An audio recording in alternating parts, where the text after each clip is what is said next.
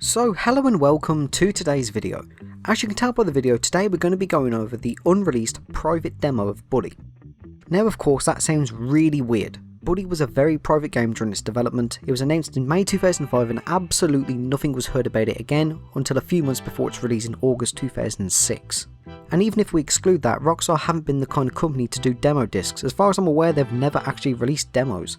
There's been promo copies, which are typically the full game sent to reviewers, but promo discs are not demos. A large chunk of my audience are around their 20s to 30s, so you probably remember demo discs. They were a staple of 90s and mid 2000s gaming. Many game devs were just handing out demos to their games like no tomorrow. You got them free with gaming magazines, you got them at Pizza Hut, and in some cases you got them bundled with other games like Spyro and Crash Bandicoot. Demos don't really need that much of an introduction, but if you come to this video expecting a fully playable beta build of all new missions, the cut minigames restored and the darker tone, you're going to be very disappointed. A demo build of Buddy would probably be about 85% similar to that of the final version. There would still be quite a few changes worth going over. And these could range from completely minor things like prop changes, being in completely different locations, to brand new, never before seen content, which there is in this build.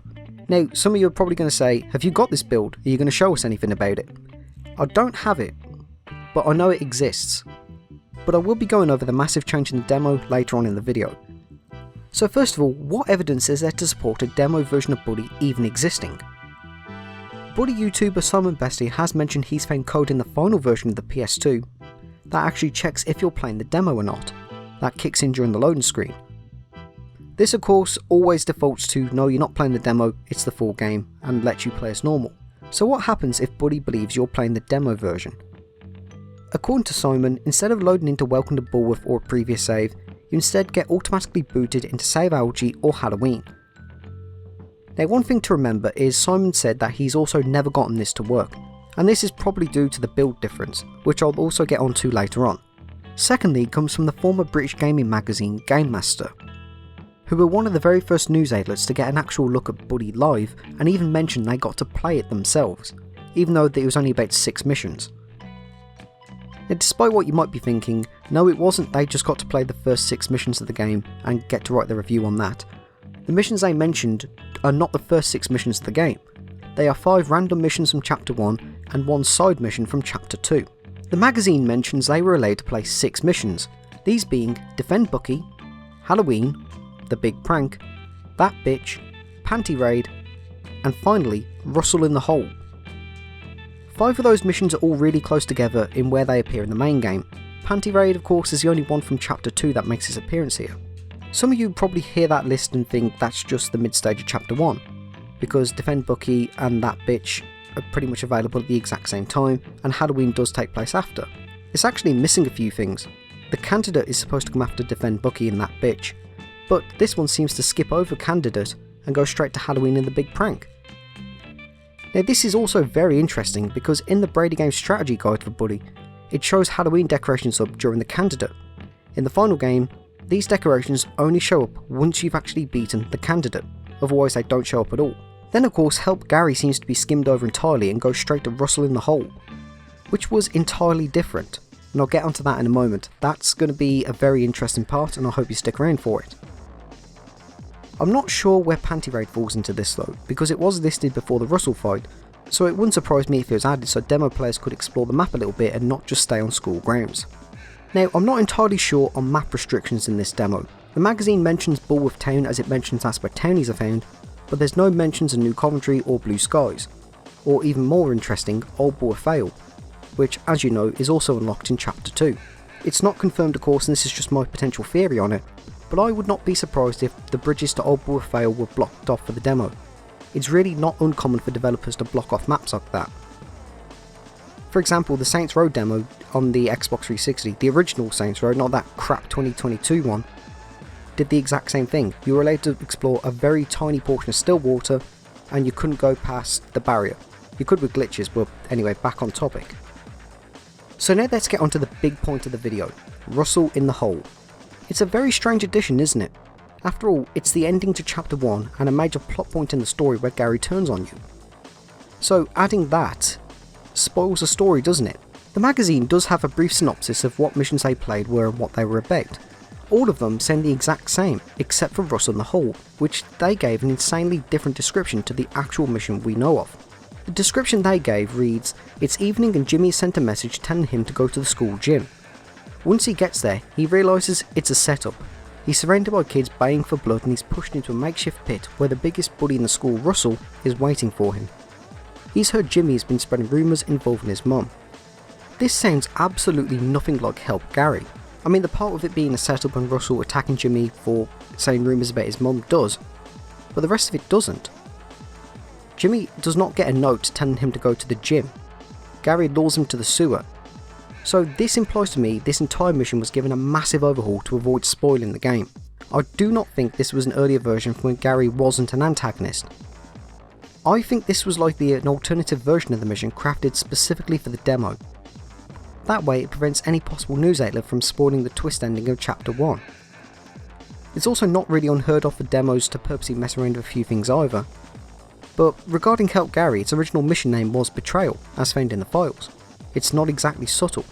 I would be very interested to see this version of the mission, and also wonder how it would affect the demo.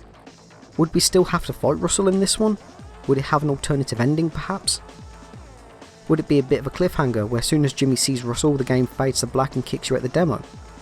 Or maybe, you can just explore Bullworth for a little bit like you could in the Saints Row demo. Not much else to do, but you get a bit of a cliffhanger, maybe enticing you to come buy the game to find out what happens next. But that is the biggest change in this demo, a possible unseen alternative version of Russell and the Hull. Now there are plenty of other changes of course that do get mentioned in this magazine. For example, when they mention classes they only mention 4 of them, which of course on the PS2 version there are only 4 classes. So you might think there's not really much change, is there?